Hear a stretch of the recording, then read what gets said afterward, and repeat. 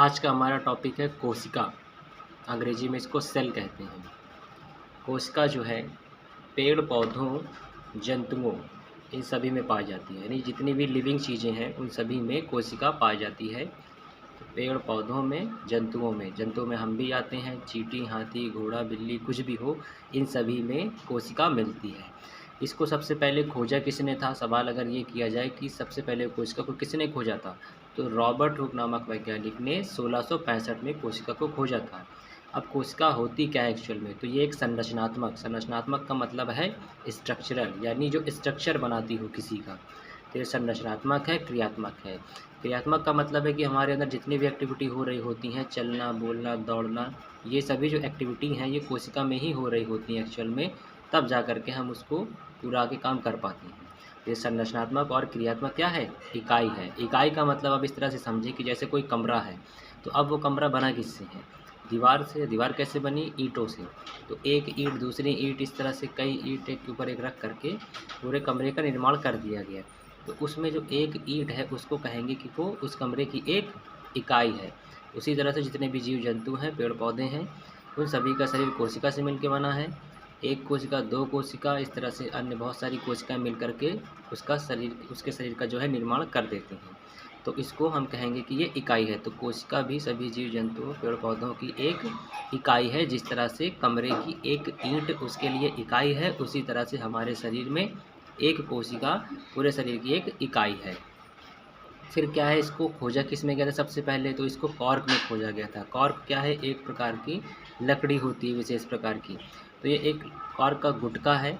इसको आपने देखा होगा, जो लोग बर्फ़ बेचते हैं, रंग बिरंगे बोतलों में कलर डाल करके उसको घिस करके बेचते हैं, तो उसमें उन लोग के बोतल में कभी कभी ढक्कन नहीं रहता है, तो उस ढक्कन की जगह पर वो इस प्रकार के एक लकड़ी का यूज़ करते हैं। तो इसी संरचना को कॉर्क बोल दिया गया है। बाकी तो ये एक प्रकार के इंसुलेटर लकड़ी होती है। अगर उस बॉटल में इस प्रकार के गुटके को लगा करके बोतल को उल्टा कर दिया जाए, तो उसका जो लिक्विड होगा वो नहीं गिरेगा। तो ये क्षमता होती है इसमें। फिर मधुमक्खी के छत्ते जैसी, तो जो सबसे पहले रॉबर्ट हुक ने कोशिका को देखा था उन्होंने, तो वो किस तरह की दिख रही थी? तो वो जो है मधुमक्खी के छत्ते की जैसी दिख रही थी। इस प्रकार से एक कोशिका, दो कोशिका, तीन कोशिका, बहुत सारी कोशिकाएं इस प्रकार से दिख रही थी जैसे कि मधुमक्खी का छत्ता है। इसको ये अलग एक बना करके दिखाया गया है। अब इसका नाम अंग्रेजी में सेल क्यों पड़ा? तो एक्चुअल में सेल का मतलब होता है कोठरी, और कोठरी का मतलब है जो चारों ओर से बंद है। तो ये देखिए कि यहाँ पर ये जो है चारों ओर से ये बंद है, इसलिए इसको सेल नाम दिया गया। फिर है माइक्रोग्राफिया। तो ये जो बातें थी कोशिका से संबंधित, इसको रॉबर्ट हुक ने एक किताब में बताया था। एक किताब लिखी थी उन्होंने जिसका नाम है माइक्रोग्राफिया, और उसी में इसके बारे में उन्होंने एक्सप्लेन किया था। मृत कोशिका, अगर पूछा जाए कि मृत कोशिका यानी डेड सेल को किसने खोजा, तो भी इन्हीं का नाम आएगा, रॉबर्ट हुक का। क्योंकि जो कॉर्क में उन्होंने देखा था तो वो कॉर्क डेड ही थी, कोई पेड़ के साथ लगी हुई नहीं थी लकड़ी, वो अलग थी, तो मरी हुई कोशिका थी। और ये पूछा जाए जब कि मृत कोशिका किसने खोजा, तो रॉबर्ट हुक ने ही खोजा।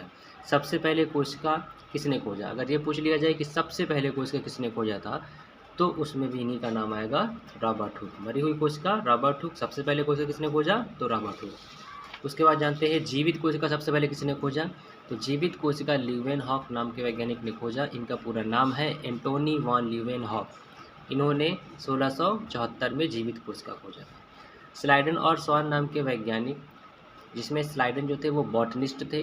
बॉटनिस्ट का मतलब है वनस्पति विज्ञान के ज्ञाता, और जूलॉजिस्ट का मतलब है जो जंतु विज्ञान के ज्ञाता होगा। तो इन लोगों ने 1839 में सेल थ्योरी दी, कोशिका से संबंधित बातें इन्होंने बताई डिटेल में। परकिंजे नाम के वैज्ञानिक ने ये बताया कि कोशिका के अंदर एक पदार्थ पाया जाता है जो कि जीवित होता है, और उसका नाम दिया जीवित द्रव। जैसे यहाँ पे कोशिका बनाई गई है, उसके अंदर यहाँ पे रेड जो डॉटेड लाइन है, ये एक प्रकार का लिक्विड यहाँ पे दर्शाया गया है, और ये केंद्र के अंदर भी लिक्विड ही है। तो ये इसको दोनों को कहेंगे जीव द्रव।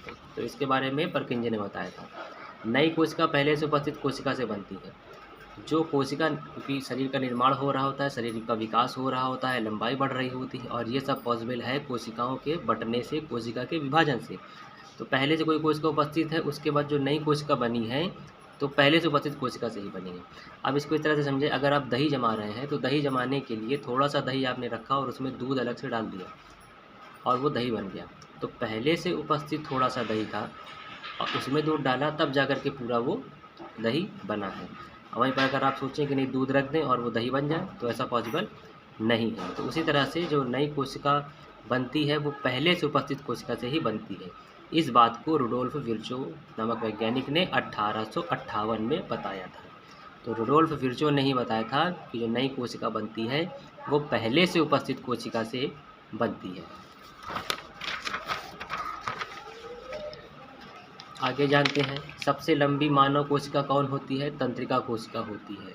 तंत्रिका कोशिका क्या होती है बता दें। जो भी हमको दर्द, चुभन, एहसास, जो भी संवेदना होती हैं, जैसे ठंड लग रही है, गर्माहट का एहसास हो रहा है, तो ये सब तंत्रिका कोशिका की वजह से होती है और ये मानव की सबसे लंबी कोशिका होती है। इसी को न्यूरॉन कहते हैं। तंत्रिका कोशिका को ही न्यूरॉन कहते हैं। इसकी लंबाई लगभग 1.37 मीटर होती है।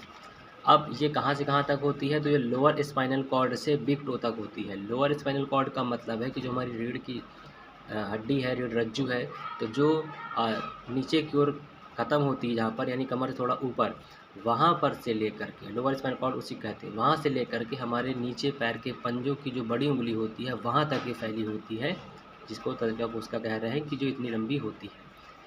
मानव में सबसे बड़ी कोशिका किसको कहेंगे? तो मानव में सबसे बड़ी कोशिका ओवम है, ये फीमेल में मिलती है। उसके बाद ये जो है शुक्राणु से 20 गुना बड़ी होती है। जो ओवम है ये शुक्राणु से 20 गुना बड़ी होती है। मानव में सबसे छोटी कोशिका, अगर छोटी कोशिका पूछा जाए तो शुक्राणु है, इसी को स्पर्म कहते हैं और ये पुरुष में पाया जाता है। दुनिया में सबसे बड़ी कोशिका कौन है? शुतुरमुर्ग का अंडा। तो सबसे बड़ी कोशिका दुनिया में अगर पूछ लिया जाए कौन है, तो शुतुरमुर्ग का अंडा है। शुतुरमुर्ग के अंडे का वजन लगभग कितना होता है? तो 2 किलो 26 ग्राम लगभग होता है। अगर पाउंड की बात करें तो 5 पाउंड। सबसे छोटी कोशिका होती है माइकोप्लाज्मा। इसको पीपीएलओ कहते हैं। पूरा नाम है प्लूरोनिमोनिया लाइक ऑर्गेनिज्म। न्यूरॉन कोशिका क्या होती है? ये स्मोकिंग करने से, सिगरेट पीने से, कोकीन यानी नशा करने से या कम सोने से, जो लोग कम सोते हैं और तनाव में रहते हैं और पानी की कमी यानी डिहाइड्रेशन रहता है, उसकी वजह से जो न्यूरॉन कोशिका जो हमको संवेदनाओं का एहसास कराती है, दर्द चुभन का एहसास कराती है, वो नष्ट होती है। सिगरेट पीने से, नशा करने से, कम नींद लेने से, तनाव में रहने से और पानी की कमी से न्यूरॉन कोशिकाएँ जो हैं नष्ट होती हैं। न्यूरॉन सेल एक बार नष्ट होने के बाद दोबारा नहीं बनती हैं। मतलब अगर ये एक बार नष्ट हो जाएं तो ये दोबारा नहीं बन सकती हैं, अर्थात इनमें स्वतः जनन की क्षमता नहीं होती है। वैसे तो ब्रेन सेल, जो वहाँ पर की ब्रेन जो सेल हैं, जो न्यूरॉन है, वो नष्ट नहीं होती, कभी लाइफ टाइम बनी रहती हैं, हमेशा बनी रहती हैं। और अगर कभी नष्ट होती भी हैं तो सेरेब्रल कॉर्टेक्स, जिसको भेजा भी कहते हैं, हमारे ब्रेन के जो सेरेब्रल कॉर्टेक्स है, वहाँ पर की ये न्यूरॉन सेल नष्ट होती हैं। त्वचा कोशिका की बात की जाए तो ये 2 से 3 हफ्ते तक जीवित रहती है। उसके बाद दूसरी बनती हैं, नई बन जाती हैं। जो आंत की हैं कोशिकाएं वो लगभग 4 दिन तक जिंदा रहती हैं। उसके बाद दोबारा नई रिप्लेस हो जाती हैं, दूसरी बन जाती हैं। शुक्राणु जो हैं 3 दिन तक जीवित रहते हैं। मनुष्य में एक दिन में 10 की घाते 11 कोशिकाएं नष्ट होती हैं।